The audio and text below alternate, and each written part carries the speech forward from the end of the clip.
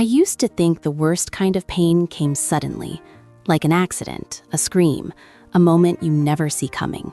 I was wrong. The worst pain grows quietly. It settles into your routine. It learns your schedule. It whispers instead of shouts. And by the time you recognize it for what it is, it already feels like home. My ex-fiancé's name was Evan Carter, and for most of our relationship, I thought he was the love of my life. Evan loved the idea of fatherhood, not the late nights or the sacrifice, but the image, the legacy, the way people would look at him and see a family man. Every time the subject came up, he'd smile like he was talking about destiny. I never wanted children. I said it clearly, gently, honestly, on our third date. Evan nodded and said he understood. That should have been the end of it.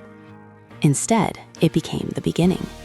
Over time, he reframed my decision as fear, then as immaturity, then as something broken inside me that only he could fix. He sent me articles about womanhood, about purpose, about how regret follows women who choose themselves. At first, I laughed it off. Then I started doubting myself. He never forced me outright. He didn't have to. He repeated his beliefs slowly, patiently, like water carving into stone. He told me that love meant compromise, that relationships weren't just about what I wanted, that if I loved him enough, I'd grow into the role. And one day, without realizing when it happened, I agreed. When I saw the positive pregnancy test, my hands went cold. The bathroom felt too small. The air felt thick. I sat on the floor with my back against the tub, staring at those two lines like they were a verdict. I didn't feel joy. I didn't feel excitement. I felt trapped. The weeks that followed were chaos inside my body and my mind. My hormones were out of control. I cried over nothing. I snapped over everything.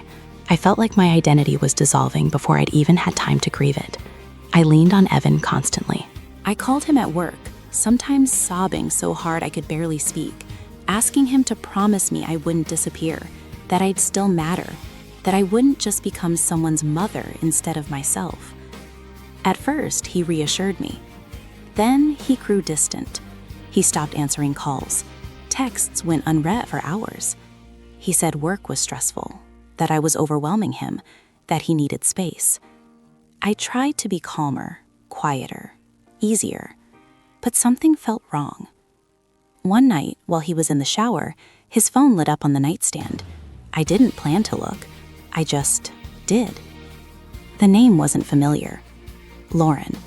My heart dropped into my stomach. The messages weren't subtle. They weren't innocent.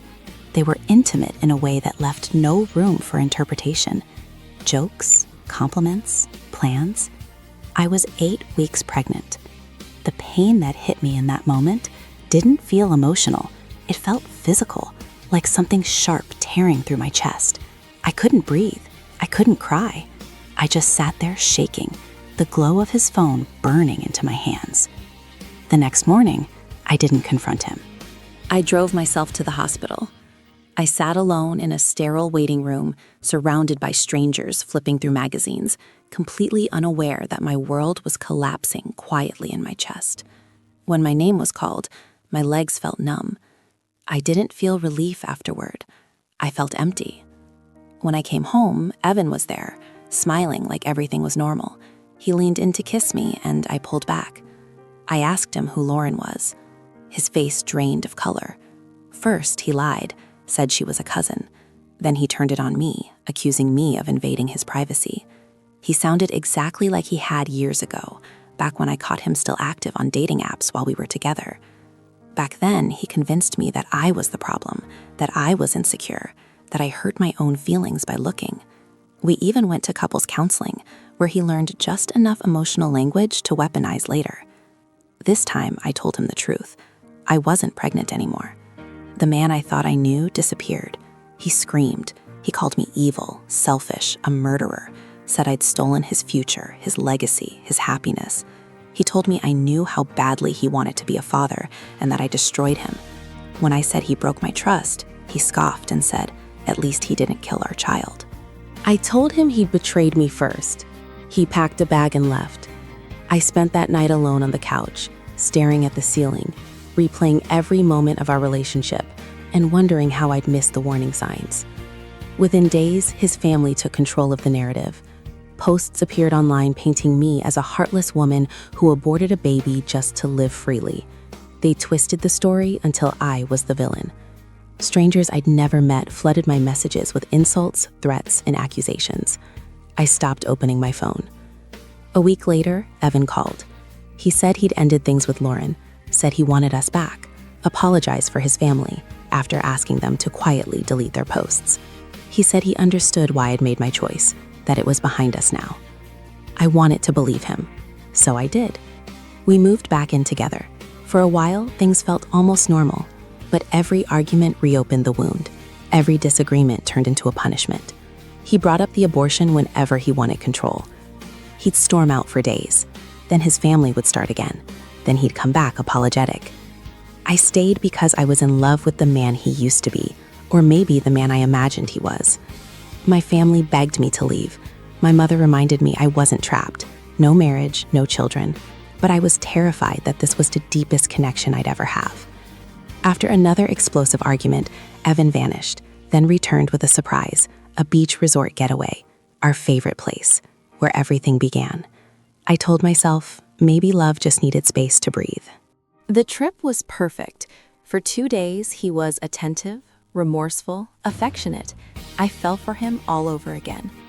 2 weeks later, he screamed at me for buying almond milk instead of 2%. He said I never listened, that I never learned, that I proved it when I killed our baby. That's when something inside me finally cracked.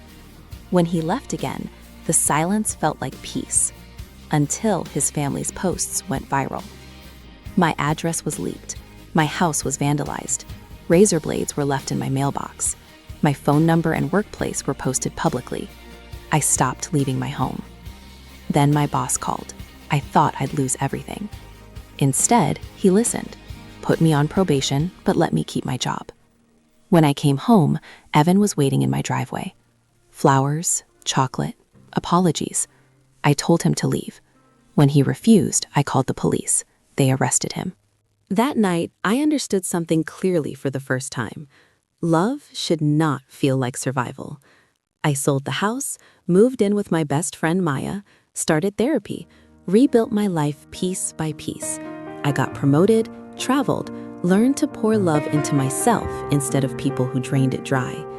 I didn't lose my life. I reclaimed it.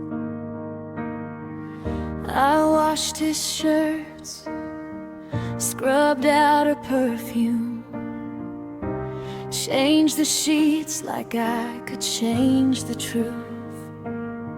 Said, I'm still here, he cried on the kitchen floor. Thought mercy was the key to the door we slammed before. I believed in fixing what was breaking, called it love, but it was me shaking. Held my breath, kept my heart from speaking. Stayed so long, my own hand started bleeding. Thought forgiving him would set us free, but staying almost cost me everything.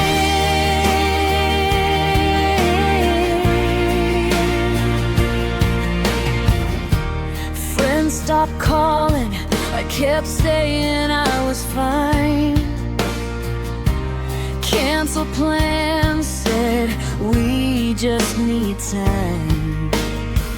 I learned his passcode, heard her name in my head at night. Lost my hunger, lost my laughter, lost my light.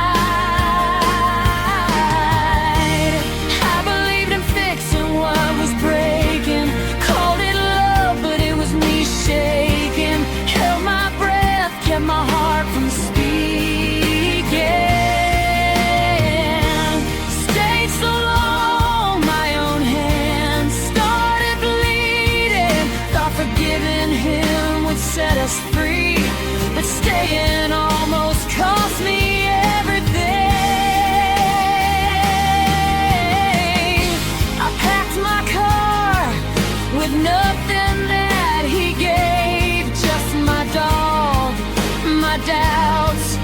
the pieces I could say. Pulled from the driveway, heartbeat in my ears.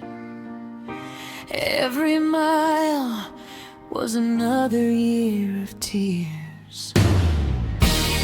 I believed in fixing what was breaking, called it love, but it was me shaking. Held my breath, kept my heart from speaking. Stayed so long, my own hands started bleeding. Thought forgiving him would set us free, but staying almost cost me everything.